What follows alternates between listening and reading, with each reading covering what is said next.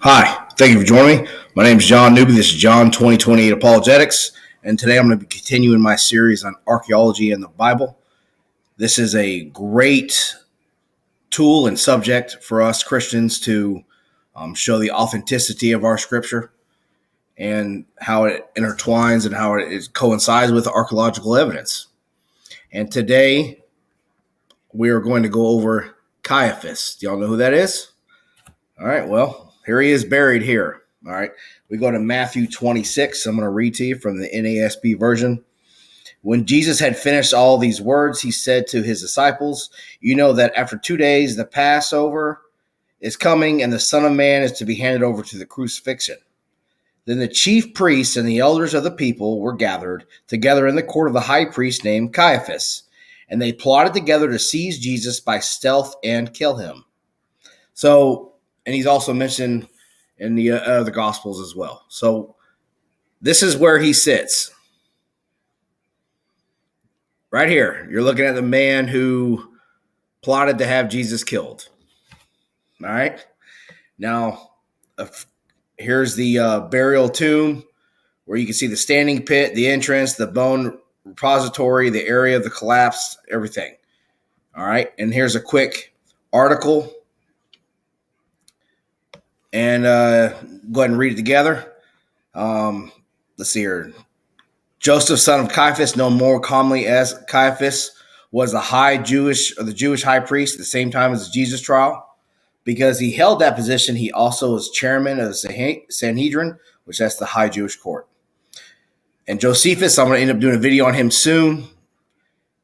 Josephus, the Jewish historian, so this is a non-biblical writer of the first century, tells us Caiaphas was removed from office in 36 AD, so a couple years after the death, burial, and resurrection of Christ. According to Josephus, high priest from the family of Ananias, Caiaphas was Ananias' son-in-law, were heartless when they sit in judgment. So not a fan. After he lost his position a few years later after the death of Jesus, Caiaphas would likely have moved to the residence in Jerusalem's upper city, where other city leaders also lived. So the archaeological evidence supports that's where they all moved to. And that's where he was found. So it was commonplace. In 1990, archaeologists discovered a bone box known as an ossuary in a family tomb in Abu Tar, a neighborhood about 2 miles south of Old City, Jerusalem. On the side of the box, written in Aramaic, the language most Jews spoke at the time of Jesus, so that correlates it as well, were the words Yosef bar Caiaphas, Joseph, son of Caiaphas. Scholars believe the ossuary pictured above is genuine. It contains, among others, the bones of a man about 60 years old when he died.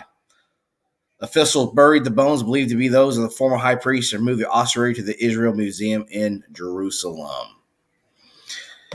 And here's another quick article. This has got some cool information on this. In the Bible story of Jesus' crucifixion, a high priest named Caiaphas is said to have organized a plot to kill Jesus. What is special about the inscription on the ossuary is that the deceased is named within the context of 3 generations. The inscriptions also include a potential residence. The full inscription reads, Miriam, daughter of Yeshua, son of Caiaphas, priest of Messiah from Beth Emri. I'm sure I butchered that. Difference in spelling between Caiaphas and Beth Emra and Beth Emri below are due to alternate translations. Refers to the clan that was one of 20 orders of high priests during the Second Temple period.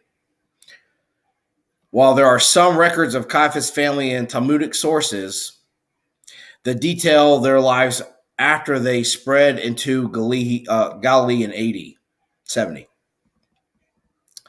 It is possible that Beit Emri refers to another priestly order, the researchers said in a statement, but it more probably refers to a geographical location, likely that of Caiaphas' family village of origin.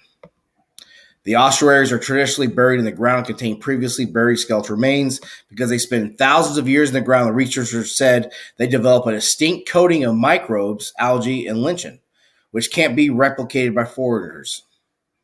So it contains all the old stuff that something that was buried for 2,000 years would contain. Beyond any reasonable doubt, this description is authentic, said Grower said in a statement. Just thought that this was pretty cool that y'all should see this and that you're looking at a box of bones and dust of a man that I'm sure is in torment right now and will be thrown in the lake of fire later because it's a righteous judgment and that's what he deserves, right? But I just wanted to share this with y'all. Check out my library on other items about archaeology in the Bible, and it's clearly on our side, and it just brings forth more of the authenticity and the strength that our scriptures that we have. It's true and it's historically accurate. Thank you for listening. God bless you in Jesus' name.